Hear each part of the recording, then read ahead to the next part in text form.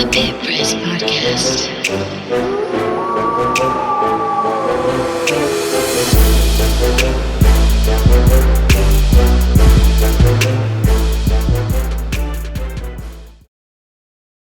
Welcome to A Road to the Pit, a high school journey. I'm your host, Ed Nunez, and joining me, as he always does, is the ProView play-by-play announcer and director, my son, Ed Nunez, also a former St. Pius assistant coach. Coach Nunez, welcome to the show. Coach, thanks for having me on. Excited to talk to Coach Cole about some Cleveland basketball. Our very special guest, as you mentioned, is Cleveland boys basketball coach Zack Cole, as Storm coming off a win against Hobbs, 92-78. Coach Cole, welcome to the show. Thank you, gentlemen. I appreciate you guys having me on. Well, Coach, I had you on the sports desk about a year and a half ago when you were still at Santa Fe. And, the Storm having a heck of a year, 15-3, your first year at Cleveland. Ironically, you've already played Volcano Vista twice, I believe, this year. And you open up tomorrow night in district play at Cleveland against Volcano Vista, and you expect to see them more than once, I'm sure. Tell us a little bit about this year's team, and then Coach Nunez, him and I will alternate asking you questions. But tell us a little bit about this year's Cleveland Storm team. We're a tight group. A tight group of boys. We all get along with each other. They all get along with each other. They get along with us. We're thankful that they've allowed us to come in and just lay down our expectations, lay down all the little things that are going to help us build our identity. We like to get up and down the court. We try to pressure you on defense. We try to push the ball on offense.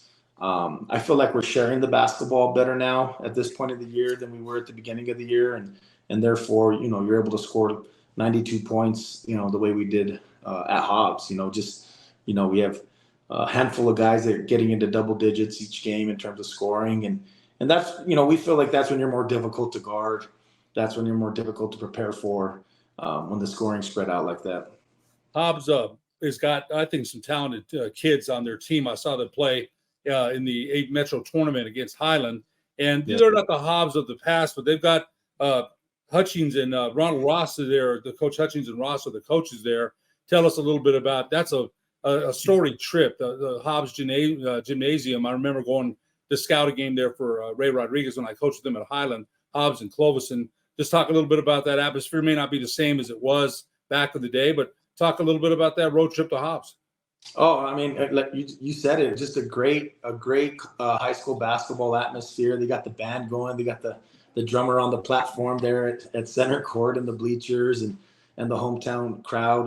They're going to cheer on their Eagles whether they're having a great year or not. And it was a very energetic crowd. And the boys from Hobbs, they fed off of it. And they were playing really hard. They have good size. They were knocking down shots. They were definitely feeling the home support and made it a tough game for us. And it went down to the fourth quarter, and we finally were able to pull away there down the stretch. But Hobbs is always known for their passion and pride when it comes to basketball, and they definitely still have that. Yeah, they always have. Coach Nunez. Coach, in your first season as Cleveland's head coach, you guys are 15-3 in your pre-district schedule. You took the job in the summer of 2023, didn't have a full summer with the program. One thing I think assistant coaches sometimes get a little forgotten in the translation. So talk about some of the staff that you've been able to assemble in your first year at Cleveland. One guy I know that's on your staff is someone I have tremendous respect for, Marcos Rivera, who I played for at St. Pius, also coached with him. And I know he had a ton of success at Sandia Prep. So just talk about the staff that you've been able to assemble at Cleveland. Yeah, staff is everything to a head coach, and I'm very fortunate to have the guys that I have helping us here at Cleveland. Benjamin Gomez Jr. We're able to take him away from Capital, who's a very tough, hard-nosed, respected program. The kids play hard. That's what I wanted. I wanted coaches around me that are gonna just demand kids to be respectful, play hard, and play for each other. Coach Gomez does that. I got to coach him in high school when I was coaching at Capital, so I know him well. Coach Rivera, from he had retired from Sandia Prep, supposedly, and And I think he meant it, obviously. But when I got offered the job and everything kind of lined up, I knew he was available. I knew he's a guy I could trust. Again, a guy that just demands, hard-nosed defense, great effort from his players, who has, been through the trenches in terms of making runs for state titles. Coach Rivera did a lot of that there at St. Pius with Coach Seguda. And obviously, as a coach, we want to get guys that we trust as well. So not only did their coaching styles kind of fall under mine, but more so the trust component. I definitely could trust those guys, and they're doing a great job. They're working really hard and bringing a lot to the table in terms of being here at Cleveland High. Wanted to ask you a little bit about the schedule, Coach. My dad talked about it. 15-3. You guys have actually played Volcano Vista 3 times this year and have just had such a difficult schedule. I looked at your strength of schedule according to Max Preps. I think you guys are at a 16.2, 16.5. It's obviously a little bit different than the pre-district schedule that you had when you were the head coach at Santa Fe for the last 7 seasons. Again, Volcano Vista 3 times, La Cueva twice, Los Lunas, Farmington. Just talk about kind of the difference in how it is preparing day in and day out for a schedule like that compared to what it was like for you at Santa Fe. Well, at Santa Fe High, we definitely try to make our schedule as difficult as possible. We played Cleveland every year, played Rio Rancho every year. We actually got into the Metro tournament last year at Santa Fe High. So last year we got to play in the Metro tournament. They played in it again this year. I've always just wanted to play a tough schedule. So the transition, obviously, the Cleveland schedule is tougher than Santa Fe High schedule, but not by much. Not by much. If you look at Santa Fe High schedule on Max Preps, it's not too far behind.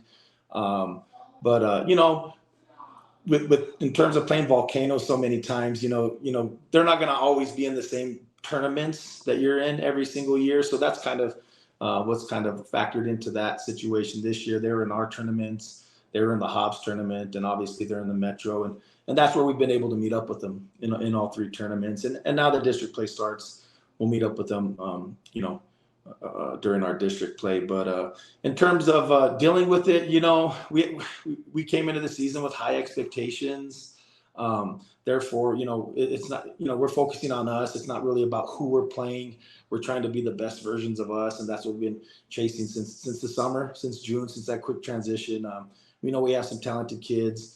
We came in talking to the boys and telling them how, our job as coaches is we just want to make sure that we earn everything. We earn all of our success on and off the court. And it's really more so about us right now, as opposed to our opponents. And that's just the approach we kind of came in with. And that's what we're running off of right now. Coach, Coach, you also shared with us your playing career. You played at Espanola High School, I believe, 1998, athlete of the year, 1998, a 4-year varsity player, all state, 97 to 98. You went on to play at Fort Lewis College, career 3-pointers made, 218. So you had some great experience at Espanola and Fort Lewis. I believe you played for Coach Roybal at Espanola. Yes, sir. Coach Lenny Roybal. That was my high school coach. And, we've talked about Lenny on this show more than once. I feel like his name has come up a bunch of times. We had Aaron Chavez on last week on the Pit Press. The high school show, and talk to us a little bit about how that Coach Roybal, a Santa Fe legend, won the title with Santa Fe in 1978. Ronnie Rodriguez, rest in peace, this past a couple weeks ago. What a team that was. Talk a little bit about how your coaching style was shaped by Coach Roybal, and then even playing in college. You learned a lot. You've been involved as a coach for a very long time. Talk about how your own coaching philosophy was formed at the high school level and then the college level. Yeah, I definitely think back to all my experiences, and I've had great coaches. I've had great teammates. I played for coaches with different styles of play, and just looking back, Coach Roybal, the one thing Coach Roybal was great at, and I've always said this to people, is how simple he made the game of basketball. Like everything was simple. Like make the simple pass, make the simple read, shoot if you're open. Him being able to really just focus on the fundamentals of the game and make the game of basketball simple. I think that was one thing that I've always reflected on and tried to take away from Coach Roybal. In terms of my college coaches, a little bit more X's and O's, the up and down tempo, Coach Roybal wasn't really into playing a fast tempo. He had his ways and slowing the game down, and again keeping it simple. Where my college coaches, we were about getting up and down and moving that basketball around and trying to get as many points as we possibly can. So I feel like I've taken a little bit of both, from high school to college, and here we are trying to implement it here at Cleveland. It's funny you mentioned about Coach Roybal wanting to slow it down with that Santa Fe team in 1978. Robbie Wren, Ronnie Rodriguez, Yes. Walker, Ortiz, Ernie Padilla, Robert von Amelexen. They got up and down a little bit. Robbie Wren, that guy could really, jumped out of the gym. They had some athletes on that team, and Ernie Padilla, I mentioned this on another show last week, was only a sophomore at that time, but still, great ball handler. Coach Padilla real well as well. Yeah, I got to ask you this, Coach. You mentioned your schedule. You opened up with Capital, and Ben Gomez Jr. on your bench, coaching against his father. We've seen him. Yeah. How was that? I mean, and you and Coach Gomez are close. Yeah, family affair, right? And we've seen it. The Browns here in Albuquerque. Rest in peace, Mike Brown. Yes, They all coached against each other, and then Mike Brown joins Danny on the bench at Highland, and then was up with Greg for a while. We've seen it in state history. How was that playing against Capital and Coach Ben Gomez out there? How was that? I've done it. I've done it personally myself when I went to Santa Fe High.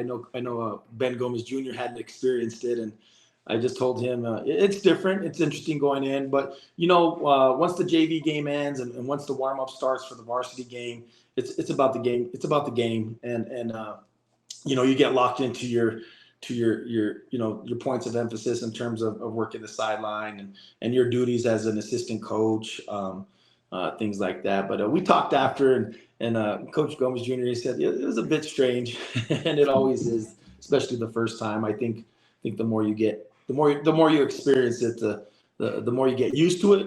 But even for me, coaching at Santa Fe High for 7 years against Coach Gomez, it's still a bit strange. But like I said, once the game gets going, it's always about the game. It's always about basketball. Coach Gomez, a legend himself. We mentioned that again last week. The former College of Santa Fe star. And I talked to Mark Centini, and all of a sudden one day that College of Santa Fe was just gone. But they had some great years, great runs. They really did. Of course, Coach Roybal was out there as well. Coach Nunez, go ahead.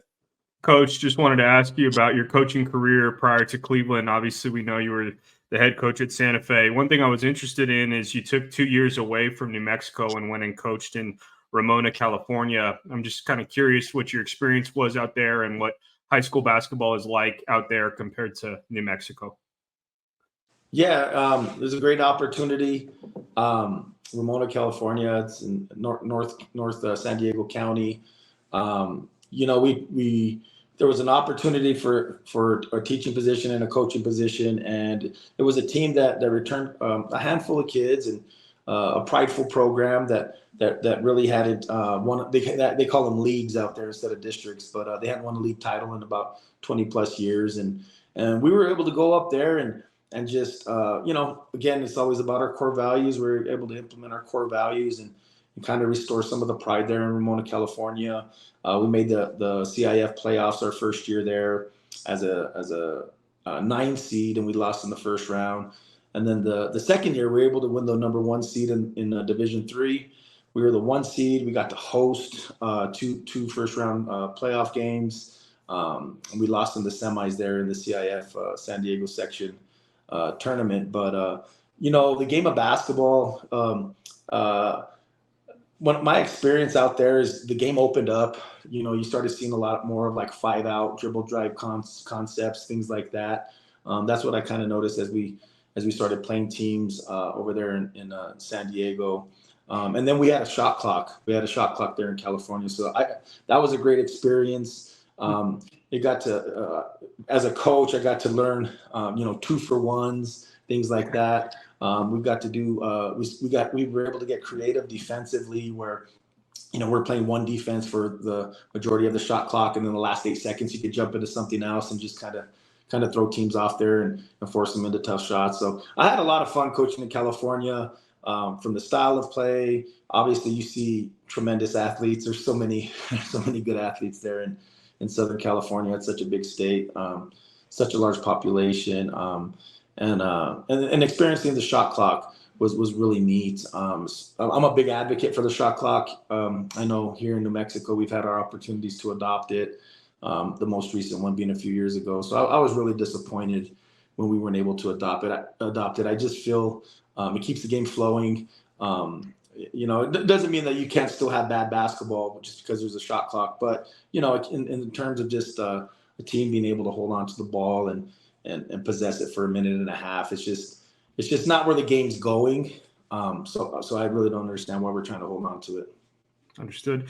And then, Coach, what brought you back? You took over the Santa Fe job. I can't remember the year exactly. It was around 2015, 2016. Please correct me if I'm wrong. But what brought you back to New Mexico to take the Santa Fe job?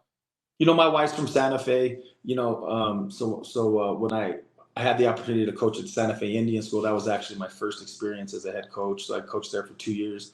So when we left, we weren't just leaving Santa Fe. We were leaving family.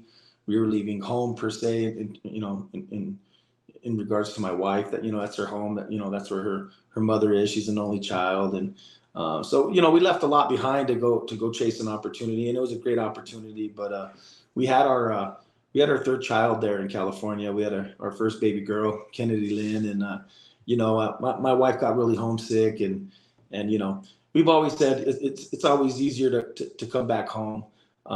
In terms of knowing where you're from. So, we just looked into an opportunity to move back. She was able to get her a teaching job at her old elementary where she was teaching at before we left. And then the Santa Fe High job opened up, wasn't anything expected, wasn't anything planned. So again, we just took the opportunity I took the opportunity to apply for it. I knew my wife was wanting to get back home, and it all kind of worked out. Coach. Coach, one of the things you remember, the 2004 Capitol staff, and one of our co-hosts, Eric Moulton, credited us, who Mark Centini called Lynch, one of the X factors. He called, and Eric, I spoke to him, and so I texted with him this afternoon. He mentioned that you made him to you really work with him on a shooting. Talk to us a little bit about that team. Eric does a heck of a job with our graphics. He's just a great co-host on the Pit Press. And we really enjoy him. But I wanted to ask you about that team and your influence on that team, and kind of Mikey Dominguez, Eric Moulton. That was a heck of a team. Talk a little bit about that team. Yeah, absolutely. Great team. What a great opportunity for me to come into my first year of coaching, teaching and coaching ever. I was right out of Fort Lewis. I just graduated. They had just won the state title the year before. Coach Centeni was an assistant coach for me in high school, and was the assistant coach with Coach Gomez. And he really mentored me in terms of trying to get everything lined up to be able to become a teacher and a coach. And I was lucky enough that Coach Gomez gave me an opportunity.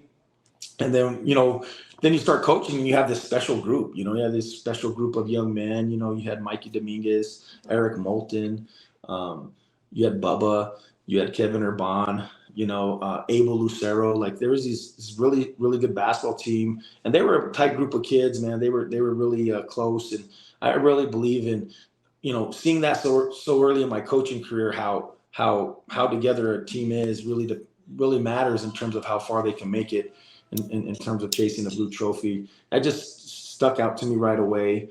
But no, it was fun. It was fun. Right out of college, I was still able to play a little bit, so I was able to get up and down with them. And just honestly, they had their coaches. I was coming in. I was new. My approach with them was to try to mentor them in terms of the experiences that I had in terms of playing the game at a high level, always being shot ready, playing the game with confidence, everything that kind of had been taught to me up to that point. I felt like I was more of like a mentor to them than a coach, especially that senior group. It was such a great experience. Unfortunately, we lost in the state finals to Deming that year, but it was such a fun group to be around, and that they're all doing well. They're all successful now off the court. It just kind of shows what kind of character all those guys had in that special group. Coach Nunez has some questions to ask you about your matchups against Volcano Vista, but I've got one more question to ask, and I'll ask some more later. You coach, you've been up there in Santa Fe for a long time, Santa Fe Indian School, Capitol. a heck of a job at Santa Fe. That state championship against Trisco Heritage. We'll ask you about that a little bit down the line. But going to Cleveland, when Coach Jimenez resigned, and the candidates that I know of, Coach Frank Castillo, Coach Justin Woody, there's some more. And I talked to Bruce Carver, the former athletic director out there, and they're very high on you. But it's a big decision, to leave a place where you're very comfortable at, your wife's from. Talk to us a little bit about that decision making, because that job there, when it came open, there's a lot of people that I think Coach Benjamin from Las Cruces applied. He did, so there's a lot of great candidates out there, and they chose you. Talk a little bit about that decision making and leaving a comfort place, where your wife's from, the North. You're from there. Talk a little bit about the decision making and leaving Santa Fe for Cleveland.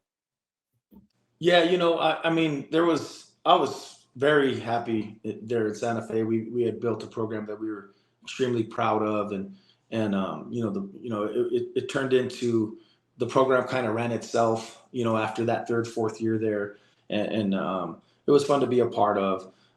There was always one or two jobs I would ever leave Santa Fe for, and obviously, for me personally, Cleveland was one on the list. So, when it came open, it became open. It was just in terms of, it was an opportunity, and then being a teacher on top of that, you never know if it's going to come with a teaching job or not, because teaching pays the bills, not the coaching stipend, but it was just something to look into. And as we looked into it, sure enough, there was a teaching position. And one thing about Cleveland, in my opinion, is in terms of wanting to be the best, we share that mindset, and just the way they support their athletics, the way they support their coaches, the way they demand excellence from their student athletes on and off the court. It was something where, as I looked into it more and more and more, is just something that I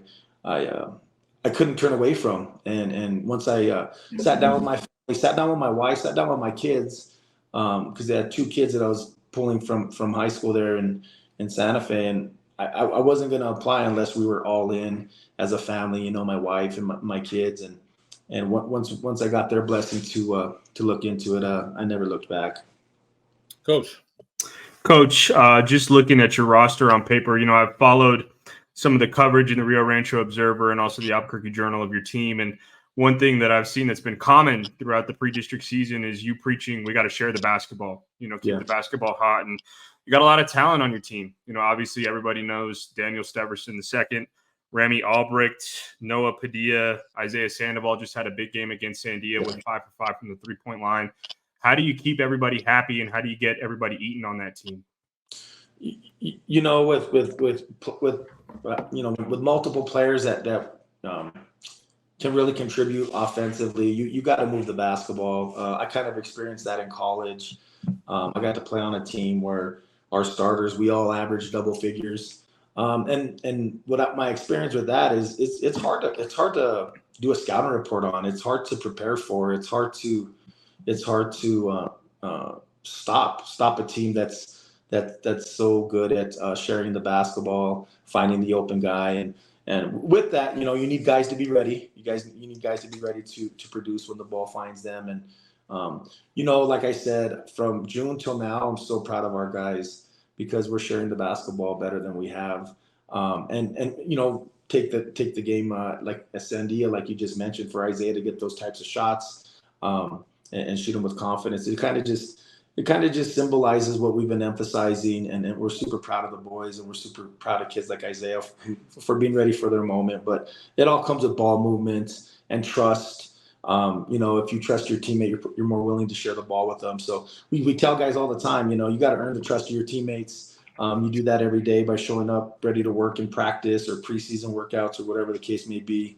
You earn your teammates' trust, and then once that trust is earned, then they're more willing to share with you and have you be a part of it. And then, Coach, your first district game is on the road at Volcano Vista on Wednesday. We've talked about it. You guys have played them 3 times, which is, I think, super rare in a season to play a team that many times before district. But it seems like in the APS Metro Championship, which is the last time you guys played, Volcano's 2 bigs, David Lunn and Kenyon Owino, really kind of took the game over in the second half and in the fourth quarter. I look at your guys' roster on paper. You guys do have some size, but perhaps not the same size to match up with them, at least player for player. So how do you guys, control Awino and Lunn inside and kind of make it a different game here in round 4?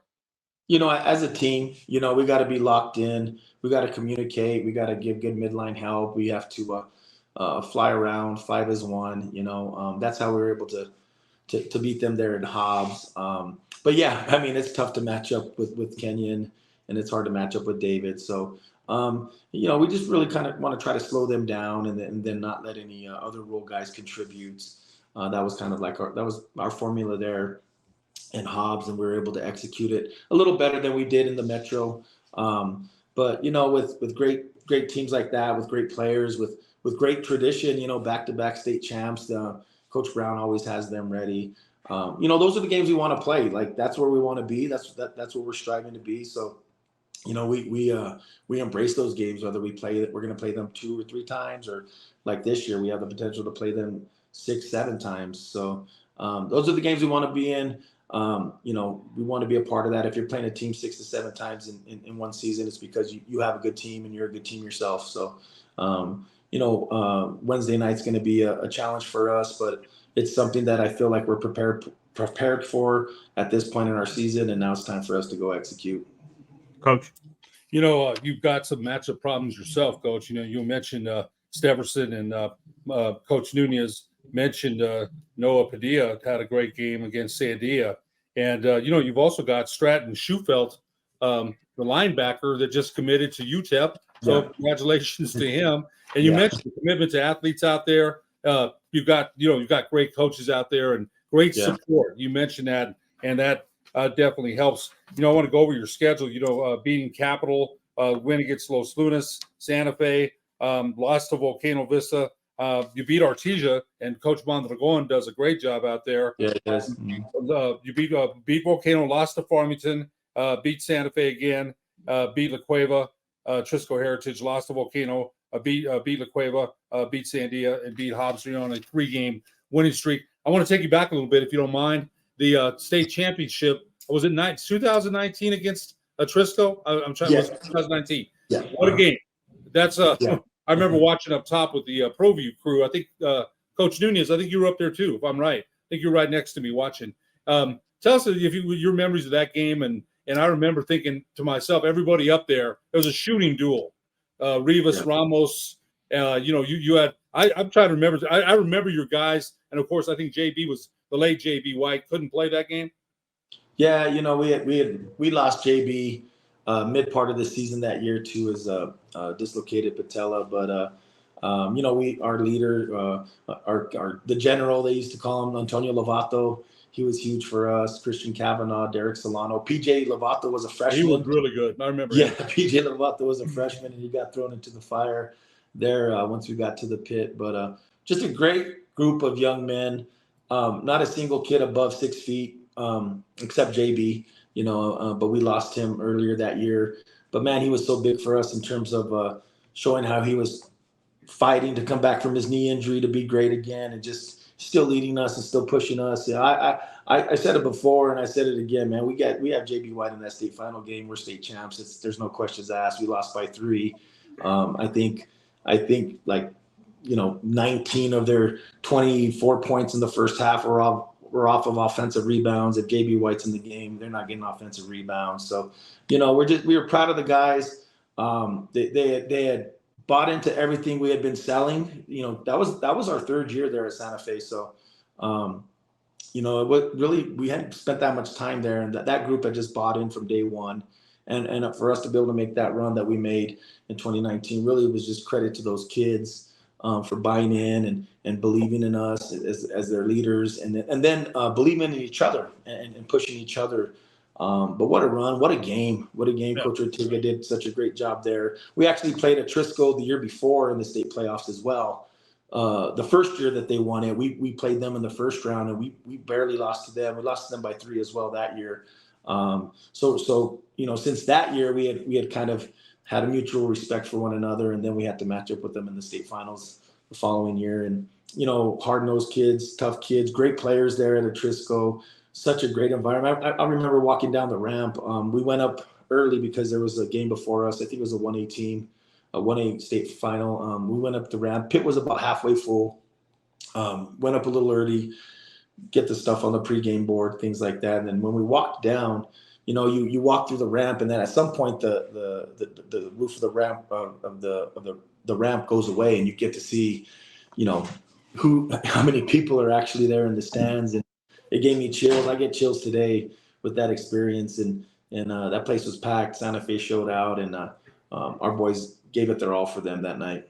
Road to the Pit. That's what this show is called, and that's where you're trying to go. And I just want to make one quick comment, and then I'll turn it back to Coach Nunez. We're about to wrap things up here. But, I think jumping into the situation with a little time, getting hired in the summer, hit the ground running, I think the team has responded well to your program. New coaches, new philosophy. It's still basketball, but you've got your own ideas on how you want to attack offensively and defensively. They had to adjust. They had to learn. 16-3 says it all. Your record, wherever you've been, has always been solid. So you've done a outstanding job there. And the season, of course, Coach, district just getting started. So yeah. We've just begun. Coach Nunez, you got anything left for Coach Cole? Coach, if you could just speak to the depth of 5A. I think 5A is obviously one of the more competitive classes every year. But this year in particular, Farmington was the last team standing at undefeated, and they were defeated by Los Lunas. So just speak to the depth of the 5A class this year as you see it.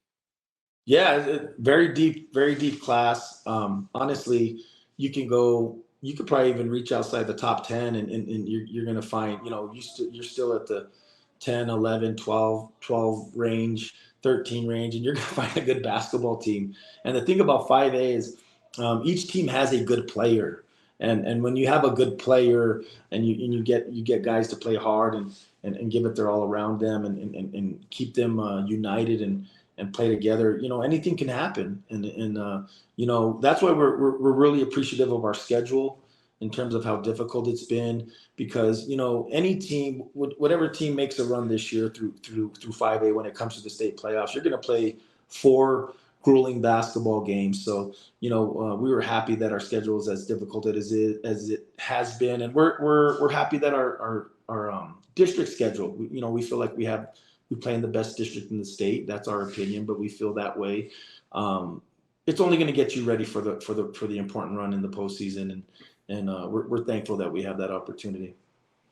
Coach, Coach, one last thing for you. You mentioned the best district in the state. Coach Greg Brown, back-to-back championships at Volcano Vista, a championship at Monsanto, part of the Brown tree that branched out. Travis Julian, Joe Coleman, Danny Brown, Alvin Broussard. There's so many coaches on that tree. Steve Heredia, a heck of a coach. Wally Salata, Gabe Martinez at Cibola has the Cougars playing. I think Coach Martinez, I've watched the Cougars 3 times this year. They're playing much better. So you're right. You do play in a very tough district. Coach, what's it going to take, one last question, for Cleveland to bring that blue trophy home? Just to focus on all the little things we've been talking about, stay together. At some point, we're going to be challenged, and we just got to keep our composure and not break down, and just strengthen numbers. We tell our guys all the time, strengthen numbers, got to stay together, got to be ready. And it's really what comes down to making a run here at the end is the team that's locked in, that's together, and that executes the best. I love that. Strength in numbers. Jalen Rose used to say that all the time about Golden State. Strength in numbers. That was what they said during their championship run. And who had more strength in numbers than the Warriors during that championship run? What an unbelievable team. Coach Nunez, anything else? That's all I got, Coach. Thank you for your time. Cleveland head coach Zack Cole. Storm will take on Volcano Vista Wednesday night, Coach? I believe it's Wednesday night. Wednesday night. We appreciate you being our guest on a road to the pit, a high school basketball journey. Thanks for your time, Coach. Hey, thank you both, gentlemen. I appreciate what you guys do for the game and for the community. Appreciate you guys. Thanks, Coach. Good luck on Wednesday night. All right. Thank you.